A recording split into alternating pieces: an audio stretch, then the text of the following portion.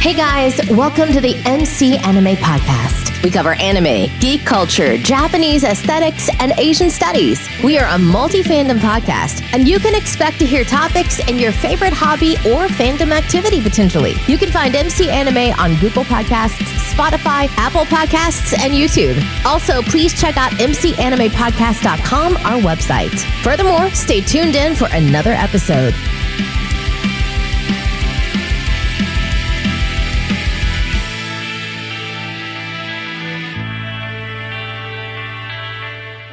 Welcome to another episode of MC Anime. MC here, and today we have a special guest with us.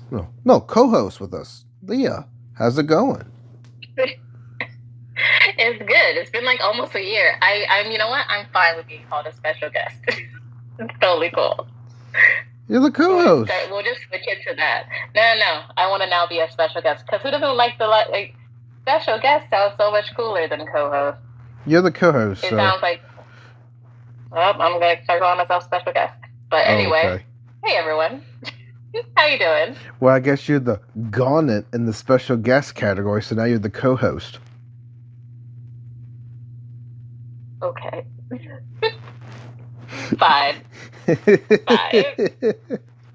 So, but yeah, we're bringing you another episode of MC Anime Podcast, and today we're going to throw some AI action and then see where it goes and then go from there.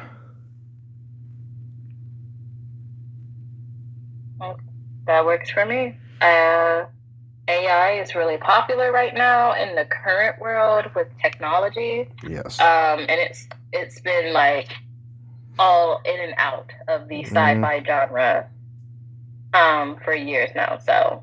Oh yeah. Yeah. So, this particular episode will be artificial intelligent plots in anime.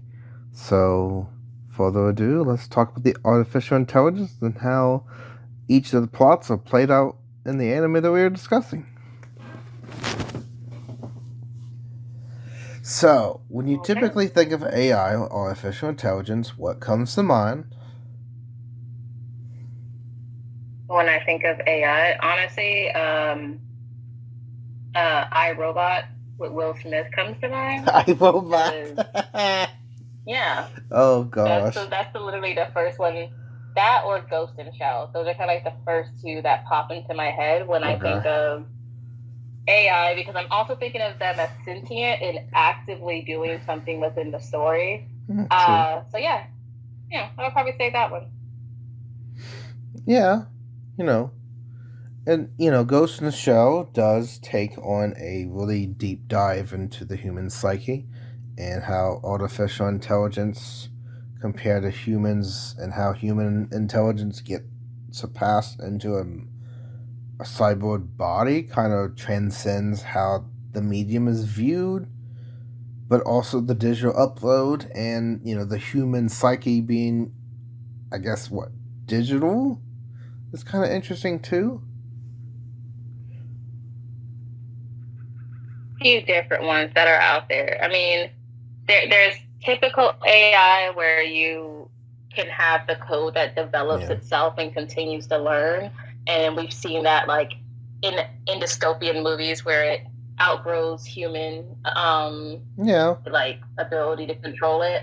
So like Terminator-esque style. But then there's also the ones where they do upload them as having a personality. Play video games. Detroit Becoming Human is really good for that. And then, there's some that just kind of have that mix of two, where you give them a personality, but then they still turn evil. True. You have that sucks. Yeah. that's not great. True. Basically Ultron from the Avengers movie. Yeah. The Age of Ultron comes to mind. The supercomputers that have even very high professional chess players have a hard time beating. That comes to mind. And another thing that might come to mind is automatic systems doing security and handling messages and just even iRomba doing the Roomba bots. So Roomba? Roomba, yeah. Roomba. DJ Roomba. But yes, they're all different levels of AI and like automation.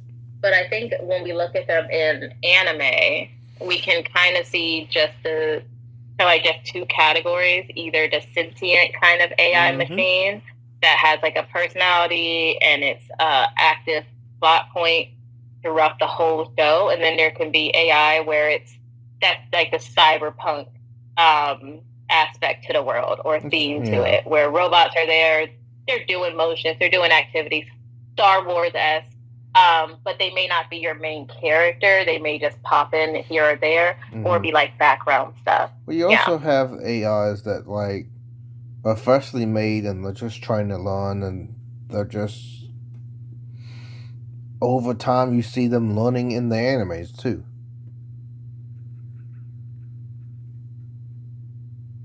Well, yeah, I mean, it's artificial intelligence. So the main thing that everyone always, and for some reason, I think as humans, we're always afraid of getting knocked off the very top of the totem pole. Yeah. So AI always has a very dark look to it. It has like a dark future, kind of predicted whenever it's entered in. Yeah. But I mean, there's also great stories out there that have AI that is so super, like, essential and helpful in like beating whatever antagonist there happens to be in the story. Yeah. It's not always like, dark times, doom and gloom. True. And when we're on dark times and doom, let's do Ergo Proxy. I love the look of Ergo Proxy. Yeah. I watched it first when I was a kid, when it was on like Adult Swim. But it's one of those like shows. Weirdly enough, I feel like it's one of those shows that if you haven't seen it before, you may not have ever heard of it either. But there's a good group of people who've seen it. It's definitely not like popular anime. I can say that for sure. Yeah. Yeah. And typically the artificial intelligence in Ergo Proxy is like, as an investigator of intelligence, Mayo is like a big one to consider in that field. Because you have the investigator of the Intelligence Bureau, two monsters drawn to the mystery of proxies, and eventually joins the Vincent Law and the request for answers. And proxies at this point in Ergo Proxy is like a fake account, I think, and stuff like that. So the different proxies are actually genetically superhumans and stuff like that. They have superhuman abilities. Like the main guy, Vincent, has his own like kind of like demon-esque AI proxy creature, and that one does have like, it's quick, it's fast, it's powerful, it's easy to like slaughter a room of humans. Yeah. So some of them do have that ability, and then other ones are more like benevolent, benign, just chilling out. Some of them offer wisdom, but there's so many different layers to the story that they show the same complexity within their machinery in this world as you would see in human culture and like human personification. Yeah.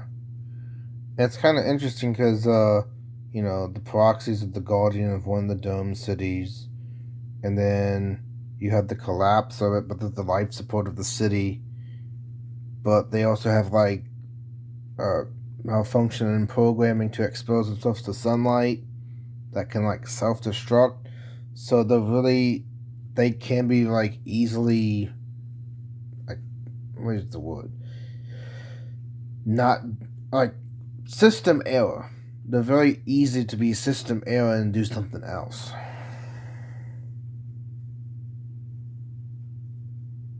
Yeah, I mean, I'm trying to think of, because as you learn about the show, and what the proxies' purpose are, it can be very confusing. Yes. I will say that. Like they have the kind of, there's like the Wall-E-esque beginning storylines, like they're messed up. They have to, most humans have to leave. Whoever can get on the ship, and those left there, good luck. but then these proxies are created to basically take care of humanity on Earth. Yeah. But then there's all these terrible things that they're capable, like they're not terrible things they're capable of doing, but just like some of the capabilities that they have, and the fact that they're also immortal. Oh yeah, is a really big issue. Like they live forever, and they're also capable of killing each other with these waves that they have inside their bodies that they can emit. And the world is also like post-apocalyptic disaster, so there's that whole clouded sky, no sun peeking through, and I guess like one of the few things that can kill these humanoid android things is sunlight. So weird. Yeah. Such a weird cut. Yeah. This is like what? They can't. I don't know. They're a vampire but in robot form? That's weird. But then we also have the auto-revs, which is like the extensively in Ergo Proxy, the different types of machine-based creations. So the proxies play a big role, but auto-revs as well, whereas another like geared side to the artificial intelligence. They're made for humans. These are a number of reasons. They can be used to replace a lost child, or be a child of people that don't have children of their own, or simply accompany and serve humans in any way. Geared towards household chores, making food, cleaning, taking care of existing children. Due to their status as companions, they're usually very human-like, possessing a wide range of facial expressions and outward appearance. So, I don't know. So you had the companion bot, then you had the proxies who are just like the antagonists of the series, and get them wrong, they'll get the wrath, stuff like that. Well, yeah, and I mean, even when you look at how artificial intelligence is represented in the show, I think one of the coolest aspects, and for those who want to watch the show, we won't spoil everything. Yeah. But it's, again, I don't know. I feel like this is something that always comes up with artificial intelligence in a visual medium for storytelling. When they become kind of aware and sentient and understand that humans are flawed, which means that they're probably also flawed, it creates such a weird ripple effect of problems. So in this show within itself, they're kind of thought of almost as pseudo-humans, half humans, half robots, because they're programmed to be that way. They're programmed not to be perfect, but actually imperfect, which is a weird thing to do intentionally. Oh yeah, this is why the plot lines for Ergo Proxy is so complicated. Because it's not just traditional storytelling. It's like layers of the onion that you just can't unravel enough to do a deep dive. You have to watch it really closely, intuitively. Yeah, it's definitely not one of those shows you're going to watch the first time around and be like, oh, easy peasy, completely understood it. Yeah. And I think it's also a hard show to watch just straight through.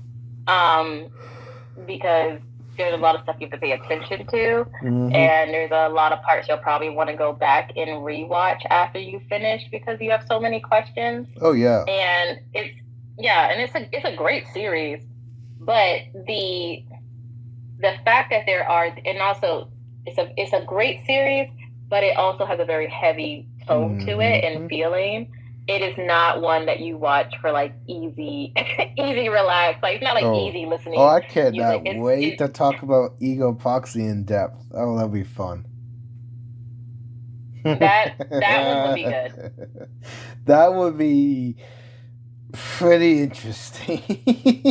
We even scratch the surface when it comes to Ergo Proxy. Yeah, I don't know. There's so many strange and unique parts about Ergo Proxy that I love. I like that what's her name, Ray, who's the main female that you see on the cover of Ergo Proxy with the blue eyeliner. She's very serious, no emotion, all of that. And then you have this guy, Vincent, who's like the other flip of the coin, this poor human dude that just stressed out, anxiety, trying to figure things out, being haunted essentially by his own process. It's such an insane show. When you first watch it, you're like, I don't feel good at all. I don't think I left that show feeling good. I think after that I was just like, I'm gonna turn my TV off and go touch grass. Like, this is so sad. This is so intense. Yeah. So it also goes to show you that, there is so many layers to artificial intelligence, and the Ergo Proxy is really just artificial in this to the point that it stands beyond reason in this category. Yeah.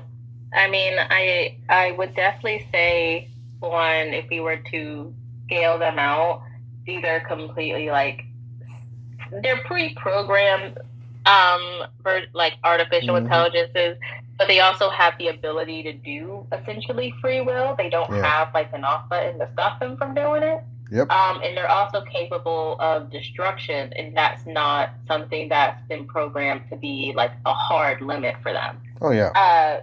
So when you watch the show, I think that this one is probably more leaning on the side of like, the bad outcomes of artificial intelligence, and also the bad outcome of basically pushing ourselves into an apocalypse and like a destruction of the world as we know it. And the only thing we can rely on is machines to take care of us. Yeah. So, as Ergo Proxy is a heavy hitter, here's another heavy hitter. Serial Experience Lain Experiments. Lain. The entire thing is about a communication network called the Wire, and that communication network being similar to the internet, but virtual reality kind of sort of thing. But the internet being the artificial intelligence, the wired. Oh, this is the horror one that... Yes. You were surprised that I hadn't seen. Yeah, have you seen it? No, I still haven't seen it. Oh, come on! Gosh dang it. That was like episodes ago. You still haven't done it. Whatever. That just goes to show you how much my suggestions are not like, well, at the back burner. So, anyway. We have lots of imagery, psychological topics like reality, identity, the communication aspect. We also have like creative influence from the computer history, cyberpunk. The conspiracy theory plays a huge role when like the 2000s gonna hit, so that's a big prevalent thing. The visuals, atmosphere, the dark depiction of a world fraught with paranoia, social alienation, and reliance on technology. It is really much sympathetic of what was going on in the early 2000s. So Serial Lain Experiments is like an extension of that, but even further. Yeah, from what I can understand, it's probably the closest thing that we have right now in relation. It's like there's this thing in the show called The Wired, which is this like network or company that has a network, in which that it somehow connects itself to the humans, the human shared conscious. But it also seems like you're able to upload yourself within this wired network, or at least that's how it seems in the start. Which means you can abandon being you and transcend to another level of consciousness. Which still sounds terrifying. I'm gonna be honest. That's a horror premise. Easy. If you just leave it at that, and I'm sure there's a lot more twists and turns. As someone who hasn't seen it, but that still sounds like a horror concept within itself. The idea that you can upload all of you into a computer, let your physical body die or, whatever, rot away, and that you can, a version of you is alive within the internet. Yeah. And active, and then that can somehow also impact the real world. That seems to be also an aspect of the show, that what happens in The Wire can also impact the real world. Yeah, true. That kind of reminds me of like the What If series, where they had the What If Ultron took over the world. They had to find new artificial intelligence to beat Ultron because Ultron's too powerful. So. Oh yeah, they had to go analog. They were like, we have to go back to The Wire. Oh, I think Dr. Marak. Oh, I forgot his name. Oh gosh, old World War II villain. But anyway, the wild in serial Lain Experiments is the virtual realm that connects and supports the sum of all human communication and networks. It created with the telegraph, televisions, and telephone services, and expanded with the internet, cyberspace, and subsequent networks. The series assumes that the wire can be linked to a system that enables unconscious communication between people and machines without interference.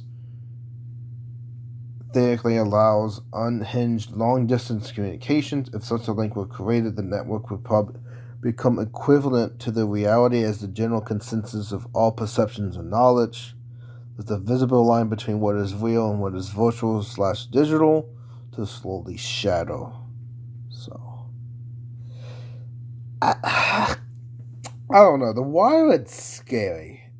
And I'm just going to be honest. Like, the main gist of it, everything being connected, and then your human mind, part of that same connection, you might as well just let it be forever forgotten, because at that point there is no anatomy within human intelligence anymore. Well, yeah, it makes a very thin, like it says, like there's this thin veil now between machinery or the online world, this virtual world, and the real world.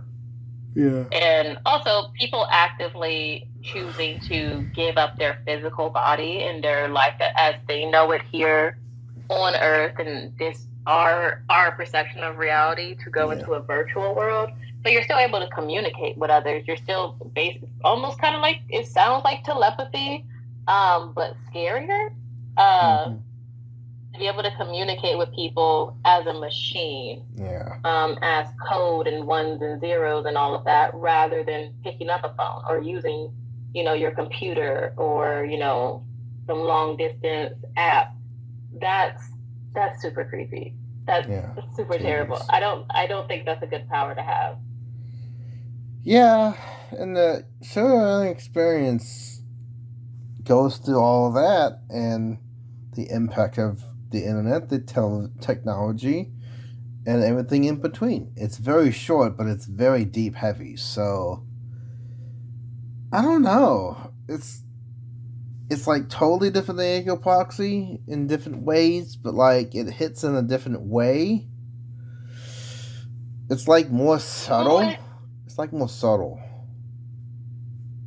I mean, I can also see, like, to me, I think also the difference in characters who are being used also kind of adds to it maybe not being as, I think it still has a psychological horror aspect to it, but probably not as much as you would immediately pick up on from Ergo Proxy, because, you have some younger characters, even the main female character in the show, in Lain. She's a high school student, middle school student, one of the things. True. But in Ergo Proxy, most people are of adult age. A lot of the requests are straight up adults. And there's no real innocence to be found there. But I think in this show, the thing that makes it scary is this system can be used to prey on the naivete of young folks, and also people who are kind of looking for an out from their world, or looking for something more. So it's in its own way like this, like a form of suicide, I would say, or like, you know, self opting out, because your physical body is left behind to just disappear. So I guess we can say you can be a complete shut-in and get away with it. No, I mean, you're messing. Like, there's a health code violation in there. You're not going to get your deposit back. You can't just leave your body locked in the room. But I can see this absolutely being something that a lot of shut-ins would lean towards. I mean, do you like the amount of people who like absolutely love Sword Art Online because they wish that was something that could be real? But of course, the amount of money to make a world like that, to upload your full consciousness, that's too much. Not capable. Yeah, but there's a lot of people who would probably abuse this, and not for good reasons. But the fact that it's not just a separated realm, but a connected one to the real world, that it can impact the real world, is where the danger lies. Like, you don't want someone who is very pessimistic and antagonistic against humanity, who beforehand could just be locked up in their room and didn't bother other people, now be able to essentially communicate with whoever they want to and interfere with whatever they want to in the real world. They're no longer limited by their physical body. True. That's horrible. I really hope virtual reality doesn't come to something like Nerve Gear. I'm just going to be honest there. I really hope we don't connect our nervous system to an actual electronic device like that. Like, just for a gaming aspect, because I think it would go into, like, human ethics violation. And I would think that it would be greatly undiminished if that ever happened. They'll probably actually outlaw it if ever people try to do it and then the government found out, like the world government in today's society. I mean, they already banned cloning, so I would imagine they would ban that whenever that technology even become even remotely close. Let's hope. You know, I think that there's probably a lot of stuff that generations and, you know, centuries beforehand that they would probably consider like way too far in regards to the development of technology and human beings. That if they saw it today would be like, we've gone too far. Why didn't anyone stop this? But there's also the natural development of how, you know, humanity is in history. We do keep pushing to see what's next. And also, a lot of people have thought of or always hoped for like some everlasting solution to life so that they can keep enjoying things or stop aging or whatever. So if they're like, oh, I could upload my consciousness, hook up my nervous system, and live in a virtual world where there's no like limiters that my body normally has to deal with. I think people would some get there. I don't know. I don't have much faith in us not doing that. If it's enough money behind it, I feel like. So what you have more faith that humanity will go to virtual reality with the nervous system link than cloning another human. Is that what you're telling me? I think the issue with cloning another human is that it's not cloning to get like for a specific organ, because they can do that separately. But when you clone a full human, there's the soul aspect that is the problem. And also now you have another physical body. So I think it's one like population control, and then also ethics and morality, and also the involvement of like religion. But I think you can maybe separate that if you're saying it's a virtual world, because you're not adding extra bodies to the world, you know, that we're physically in. You're just going into a server. And then if they can find some way to twist it, be like, hey, less people are going out. That means less crime, less emission from cars and gas and travel, less this, less that. Like there's always a way to twist it to be positive. But I think humans, we think of ourselves as so unique that the idea of you saying that you could clone me perfectly and maybe make a better version of me is something that's such a hard no in a lot of people's mind that one might be farther off than someone just getting hooked up to a machine. Well, I would also think that if we're talking about virtual reality connected to the nervous system, wouldn't it be a huge intake in cybercrime and totally new division how cybercrime is done? It definitely will, but that's almost any advancement in nowadays when it comes to tech. Yeah. The more that we get towards like smart technology, the more risk that exists. And the more, and also we, unfortunately, with our society and humanity, we don't know what to like try and stop until it happens. A lot of laws are made after the crime's been done, or a lot of action is taken after the like negative impact has hit. So I feel like, yes, there will be an uptick, and maybe they might pull back a little bit once they see that. But there's a lot of pipe dreams that have been sold to people for the beginning of time. And so I feel like this is something that it could be a possibility, but definitely still way off. This isn't something that's happening like next year. Yeah. Yeah. But also with cybercrime, pop up and be like, y'all ready to do this? Yeah, but also with cybercrime, I think. This baby on. Yeah, I think with cybercrime, hacking's already a gray area. So, with the implication of nervous system and virtual reality, if you did anything in the cyberspace, it's still going to be considered hacking because you didn't have permission. So I feel like the word hacking is going to be so broad that what hacking did he do?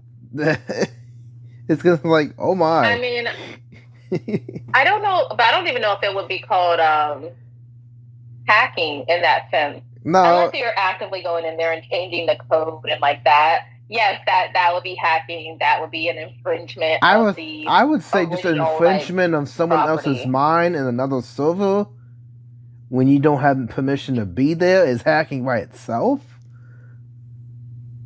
It's going to be called mind hacking. They might use it as a wide sweep. Yeah, it would probably be a big like overlayer. Like it would just be something to use for a big deal of crime.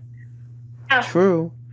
And one particular thing with cybercrime, and, everything being, I guess, somewhat done, is the sentient intelligence that can predict based on the crime coefficient of Pyscho-Pass. Which, in a way, is like cybercrime, but before it happens. Yeah, but that's another take on ethics and morality. Yeah, and kind of like the judgment and like a judge, jury, and executioner system being taken to the far extreme, where it's just a bunch of indicators and kind of like a code and algorithm that determines that you're most likely to commit a crime. Yeah. Even if you haven't done something.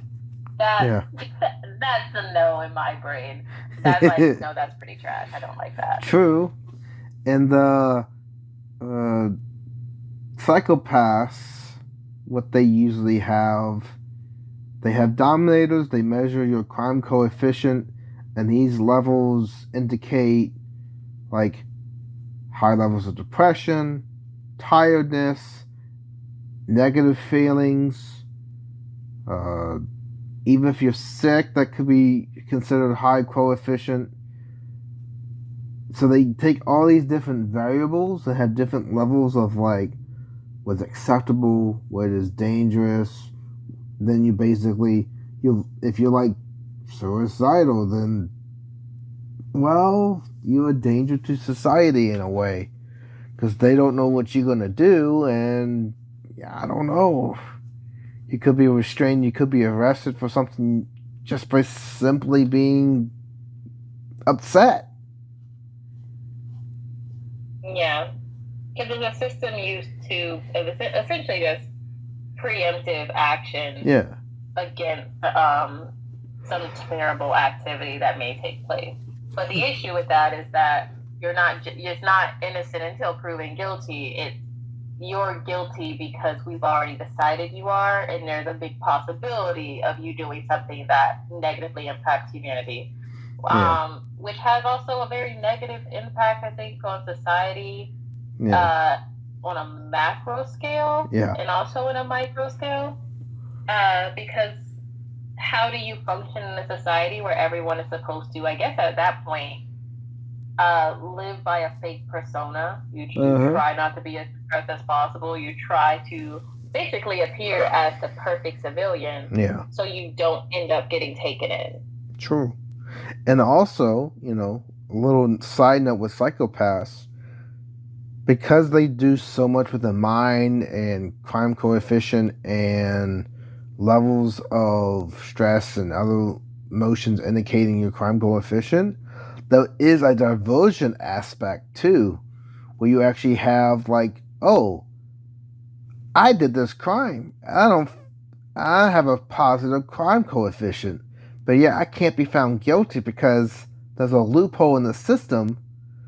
You can't really get someone, even if they did it, you have to actually prove the crime coefficient to be arrested.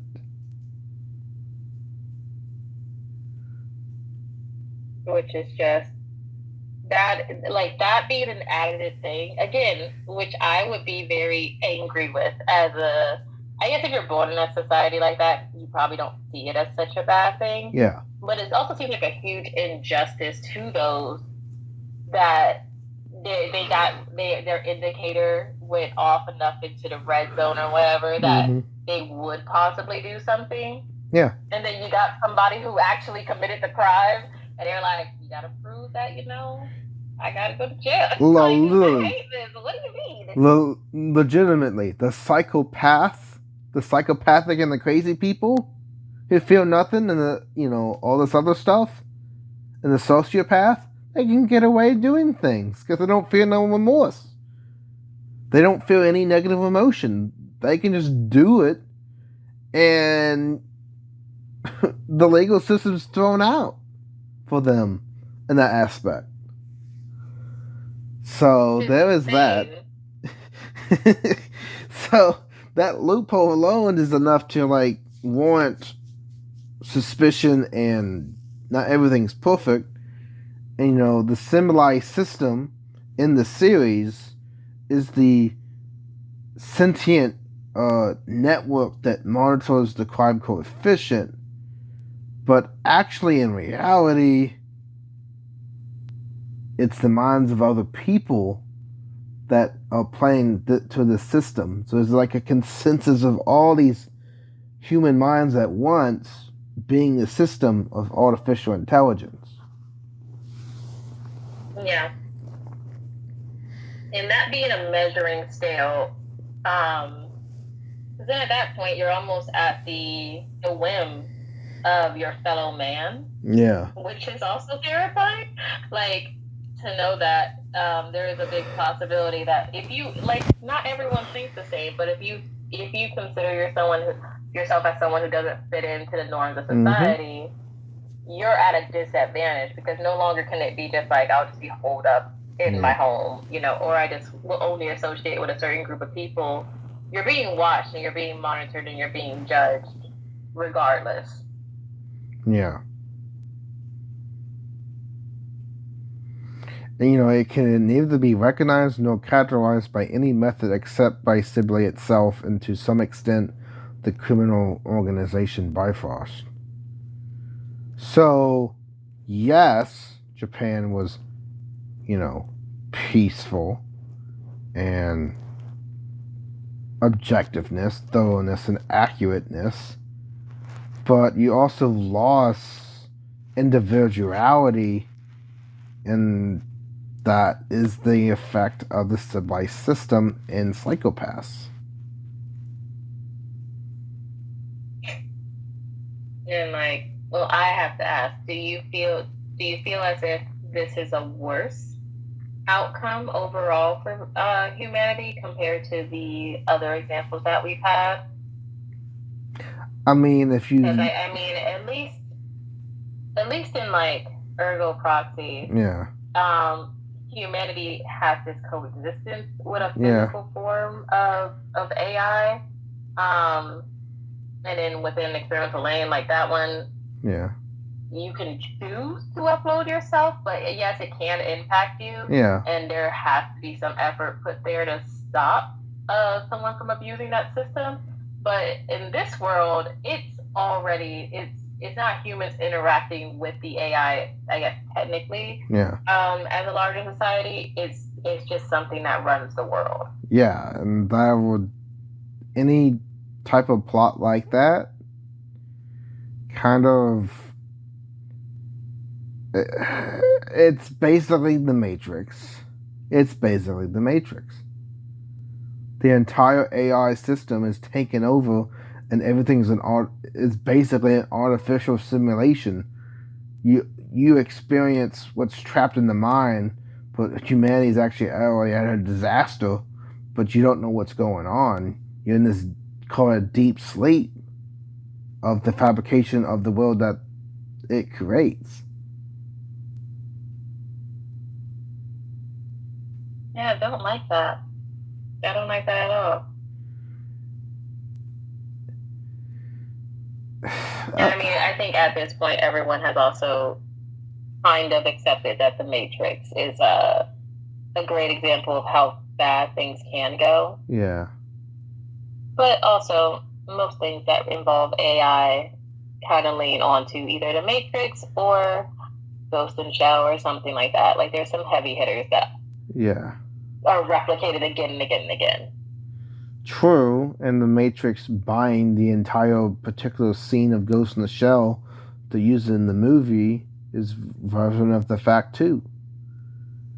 Mm-hmm. So, to just use one scene, they bought one entire franchise just to use it, but like, it's easy to get permission, but, whatever.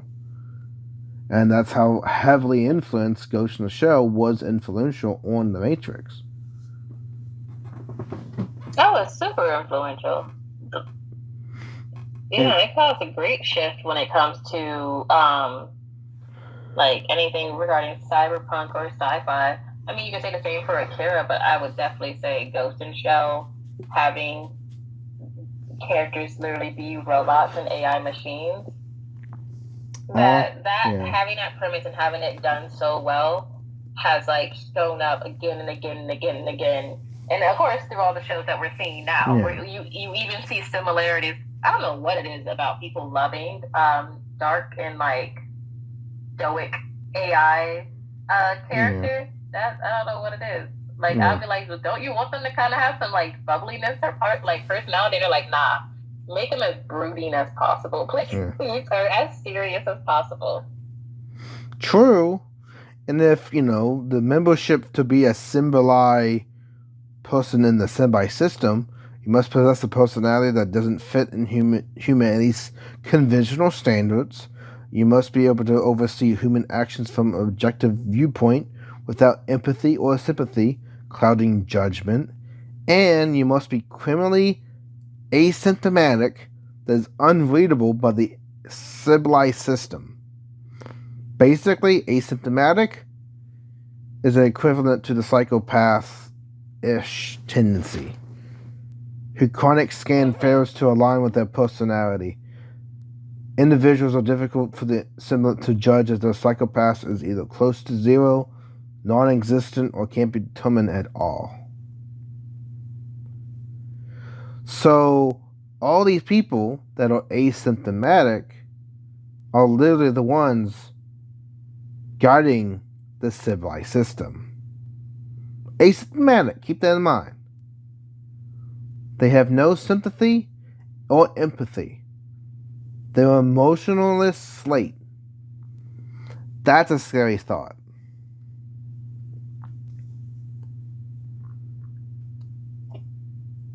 I mean, I would say yes. It is very scary, especially in the context of the show. Like, that one is definitely like more of a psychological thriller, but it also calls into question like the folks who have to enforce these readings and determinants, how that impacts them as well. Yeah. Because then they can also be at risk of their rating or their psychopath score going into a very dangerous level, because I think after a while you start questioning the system at hand and how can it be a good thing for society when you're seeing a lot of the negative actual effects for every single day. Oh yeah. It's kind of crazy seeing how it's done in a way that you can't be you have to be limited in what you do. And even if you get overly sad, and you can't experience it because you can have a high coefficient that can mark you as dangerous, and you're not even dangerous. Humanity can't feel the feelings that they need to feel to experience life. Well, yeah, it's deemed that humans aren't capable of controlling their emotions and also managing them. So because of that, naturally that means they have to be limited. They have to, because apparently having human emotions can only lead to bad things, and it's the system in hand to stop that. And it sounds good, maybe if you write it on paper, where you're like, we won't go too in any direction, but natural life exists. You go through a really bad breakup, you lose a loved one, you lose your job, you just have mental illness that can be monitored and taken care of, or you can get help on your own. And it's like having all of that taken away as even a possibility to now you just being a threat, that's terrifying. True. This reminded me of a video essay type video. I didn't know artificial intelligence could get this deep. I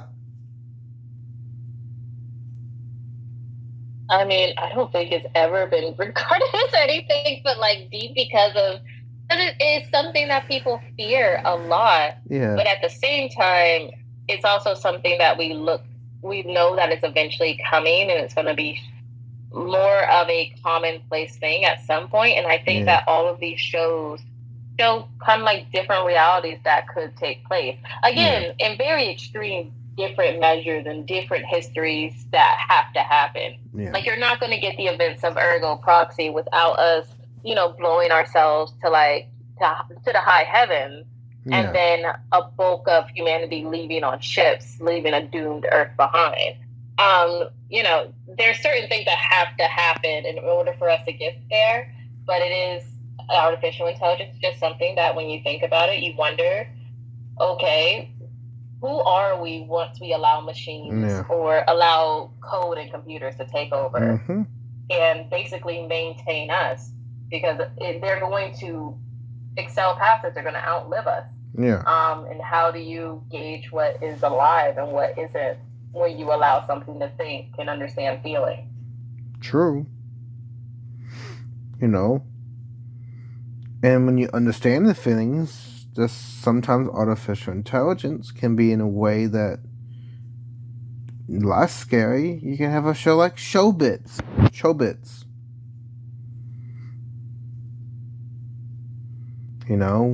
When humans... That looks so cute. Yeah. I'm just going to say, out of all the shows that we have talked about, Chobits is the cutest one on here. It's the only one that makes you be like, okay, well, I'm not that upset. Gosh. It's definitely a weeaboo fantasy world. But I mean, if you want to make yourself a waifu, make yourself a waifu. We're not judging out here. Yeah. If you want to marry the artificial intelligence, go ahead. Oh my gosh. Alright, bro. Sure. Oh, that's actually a thing that people actually fall in love with the artificial intelligent bot. You know what? The artificial intelligent bots that you can talk and gain actual human dialogue back, it's kind of interesting. But with Chobits, computers start to look like humans. Can the love remain the same? young country boy who's studying hard to get into college. Heidi Masasuna, coming from a poor background, barely afford the expenses, let alone the newest fad. Persona comms, which are personal computers that look exactly like human beings. One evening while walking home, he finds an abandoned Persocom. After taking her home and managing to activate her, seems to be defective. She can only say one word.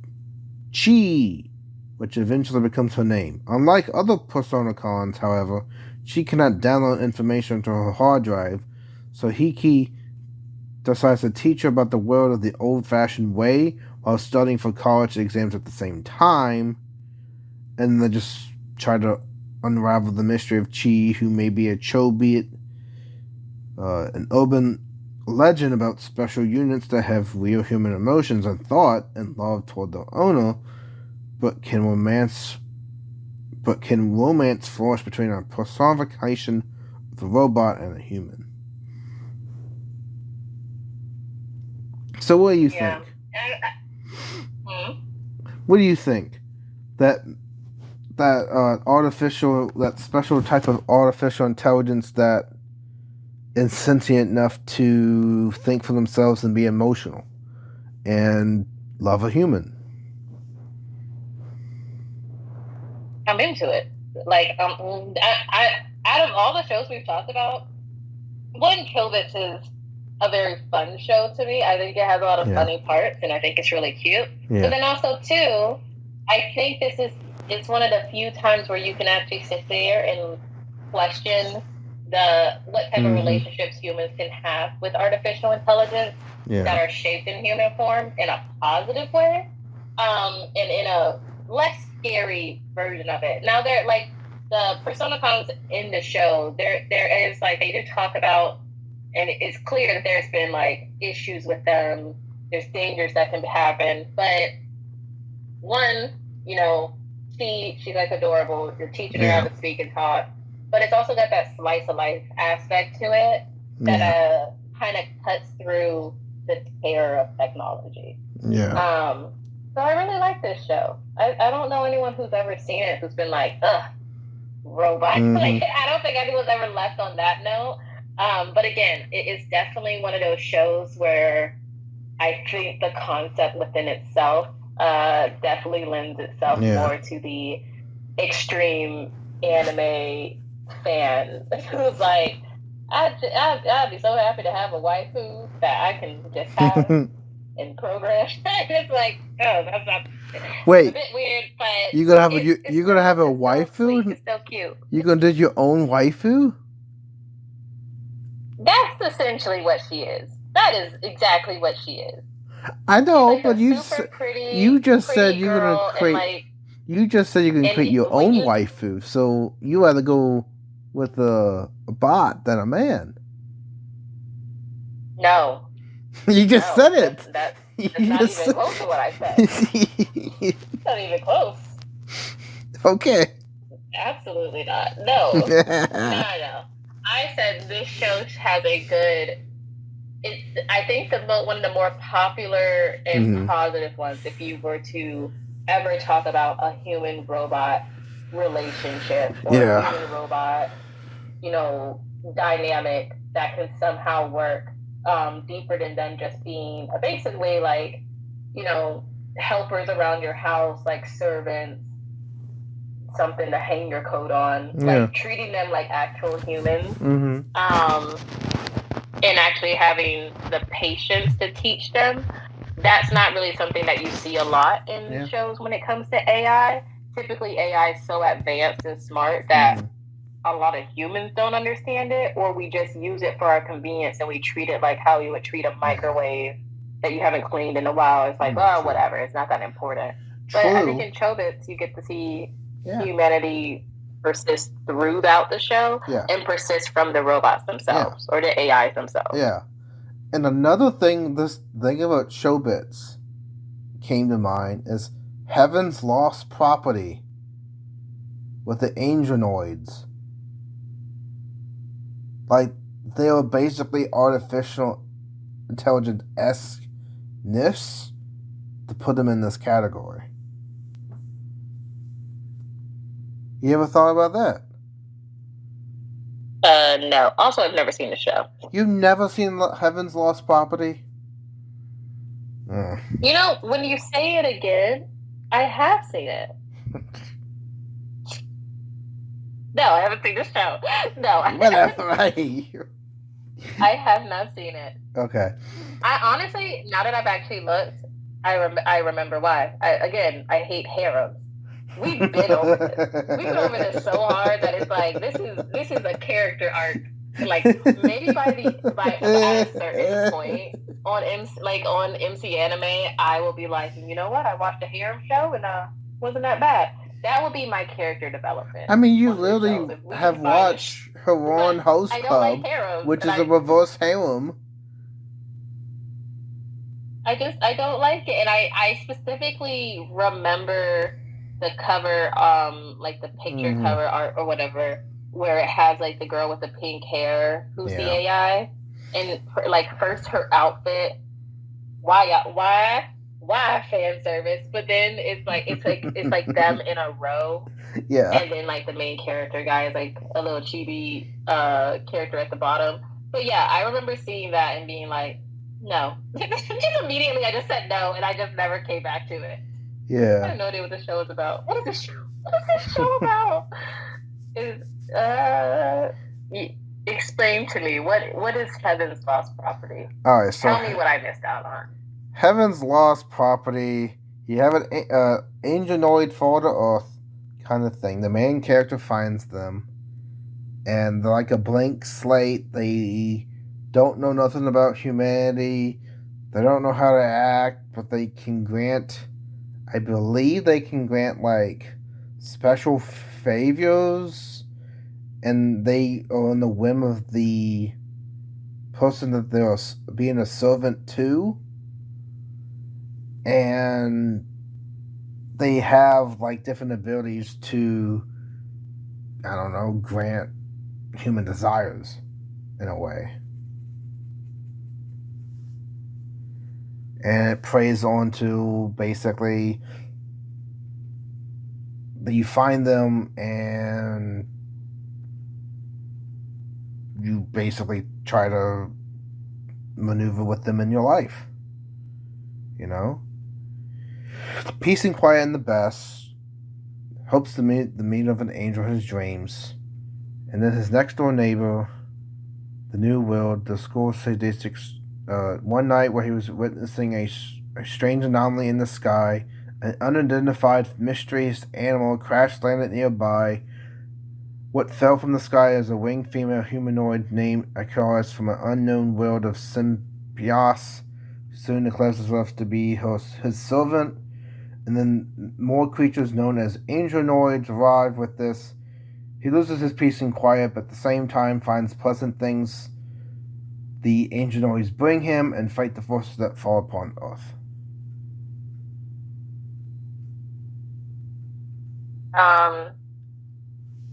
Okay, so it's a harem show with robot angels, or basically aliens, robot angel aliens who commit themselves to this dude who doesn't want anything wild to ever happen in his life. Yeah. And then they have to fight the forces of evil. Yes.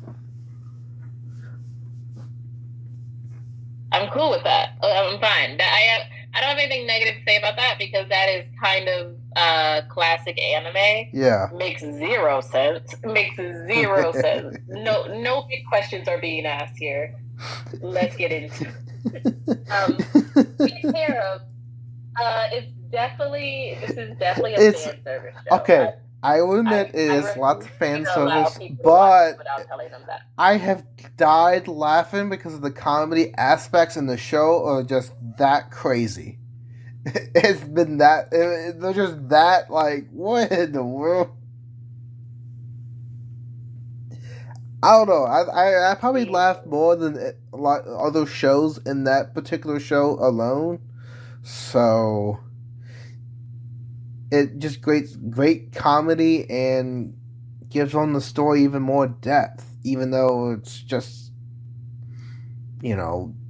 it can get overboard, but it's just like that crazy situations actually playing a plot into the storyline. So yeah, I mean, I will say there's like a blue pig-haired character that looks a lot like Hatsune Miku. Mm-hmm. That I looked there and I was just like, they add her in this show, and I was like, nah, that don't make any sense. And no, they did not. Yeah. There's another AI that you can kind of talk about. Because Hatsune Miku was like huge, huge. Yeah. I think that's kind of like one of the bigger things that made anime more widestream, but also made it. There were some weird fans that came from that. But okay. Yeah, and then when Chorus is the great ace of the heavens, Uranus Queen, her specialties and capabilities went beyond any battle machine ever seen, but her emotions are almost non-existent. So she has no emotions, but she's the first generation, which is between the Dymanius and Minius weapon systems that make them useful the most powerful generation. First generation award determined by a mixture of 3 basic attributes: combat capability, emotional control, and progressing capability. So yeah, they have the ability to learn, they can control their emotions, and they're really great in combat.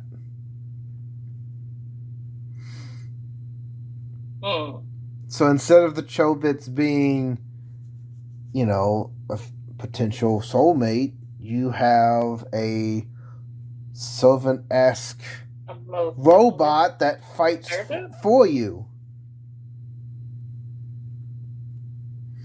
Plus, give you other stuff. To each their own. There's something for everybody out there. I don't know, though, if I would really want a high school student having a fleet of, robotic angel to fight for him on his behalf. I don't know how I feel about that. I don't know. And also, it's because he's girl crazy, it's like, what did he do to deserve this? Nothing. He was just outside at the right time. Ridiculous. Wow, she's just envious now. Oh, gosh. I am not envious. That does seem like it would be wild. So what? If you had a male version of an Angenoid come down, and now you can't get rid of him, and he's your servant, what are you gonna do? I mean, I'm gonna have to probably take care of them. I don't know. And they're completely non-existent in emotion, so you have to train them emotionally as well.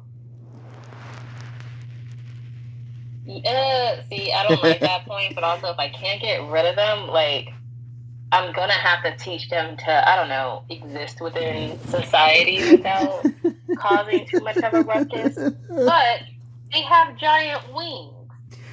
So True. What does it matter?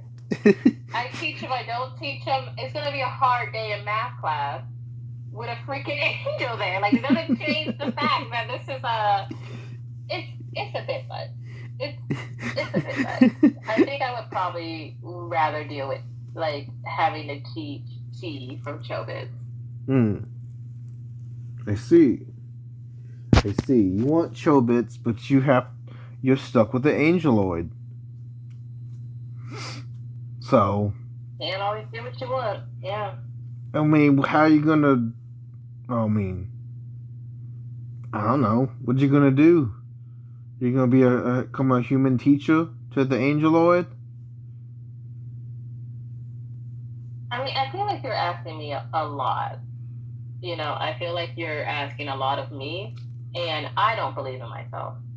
So you don't believe that you'd be able to do it? And do that Toy Story thing. Maybe put them in a box and gift them to another person. I don't know, Mason. But I do know that I don't want to teach them.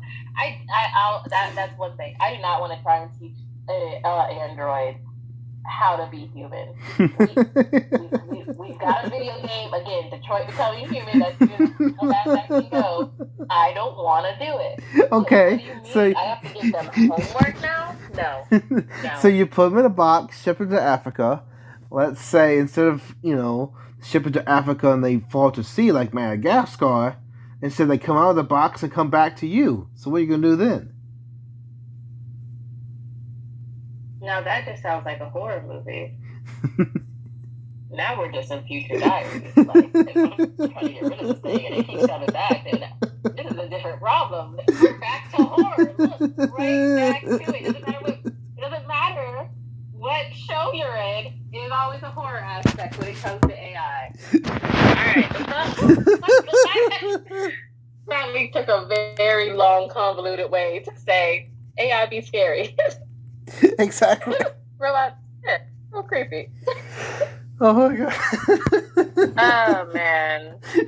Oh god. This has taken a while too than I didn't expect. It's like a complete saga. We just went over a complete saga and went from start to end. Oh gosh. You know what? I do love that. I don't know who I'm going to be by the end of our shows, but it's never who I was when I started. I discovered something new about myself every time I talk to you, so thank you for that. I mean, I had to keep it interesting. And we get on topics that's like, well, I didn't think this would be like this, but it ended up like this, and here we are. Oh gosh, we're just going to have a recap of all the episodes, and then I was like, oh gosh, I remember that one. Oh, why am I reminded of this one? Oh, I love this one, but this one was terrible. I just know it. I just can review it now. That's what's going to happen. Oh, Jesus. Jesus.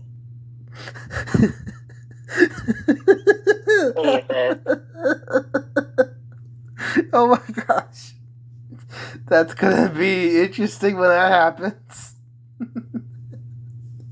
Oh, I can't wait to do a recap. I can't wait to do a recap episode with you. That'd be fun. Oh god. The high emotion just coming back. The only type of callback I don't want. It's fine. It'll be interesting nonetheless. So, this concludes the artificial intelligent plot lines in anime. I'm glad you're so tickled. Glad you're so tickled by this. I can't stop laughing about it. You are the same as well. You're like, oh gosh. What can of worms do we open now? Wait, say that again? What kind of can of worms do we open? What? So, the worms in the can that pop out at you, that can scare you. Yeah, I'm carrying across. Yeah. No popping out. No scares. And not a jump scare like a video game. So. I hate jump scares. I would be anti-technology so freaking quick. So quick. Oh, just imagine artificial intelligence. It's going to be the day artificial intelligence will be ruined when the jump scare of Leah happens. And the newspaper article can't even report it. That's gonna be it. That's gonna be the end of their. It's not even their bloodline, but I guess like their circuit board. It's gonna be game over. Like, I'm not standing for it. Oh gosh. Uh, As we take on the circuits and try to make the internet and intelligence be real, just let this be known that once technology gets to the point where it's so advanced, who knows where we be and who knows what the future can hold. Because it's a scary thought, And artificial intelligence is on the rise, so be careful.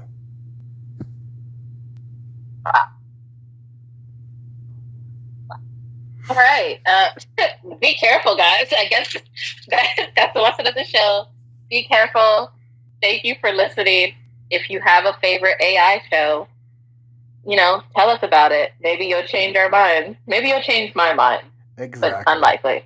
If you change my mind, then sky's the limits. Because my mind's all over the place, so Leah can contest to that. So, if you want more intelligent-related things on our podcast, please support us on the Google Podcasts, Apple Podcasts, Amazon Music, iHeartRadio, and Spotify. Join the Patreon page, become one of the MC Animator community, and just give insight to, original anime, ideas, polls, some of the blogging. Be a guest on the cover art, give ideas, proposals, all that stuff, and more on the podcast Patreon. Alright, guys, you can see more of us at mcanimepodcast.com for more podcasts near you. And with that, I can conclude this message. And I will say, artificial intelligence will not be taking over the world, hopefully in the next 25 years. Okay, very specific time. Exactly. All right, guys, let's hope for that. We'll talk to you next time. Bye, guys. This concludes another episode of MC Anime Podcast. MC Anime Podcast is available on podcast directories like Google Podcasts, Apple Podcasts, Spotify, iHeartRadio, and YouTube. We also have our website at mcanimepodcast.com. If you want to directly support us, then follow Patreon blog MC Anime. Finally, if you want services for hire, then we're available on Fiverr for audio and video production, graphic design, idea consulting, and blog and article writing.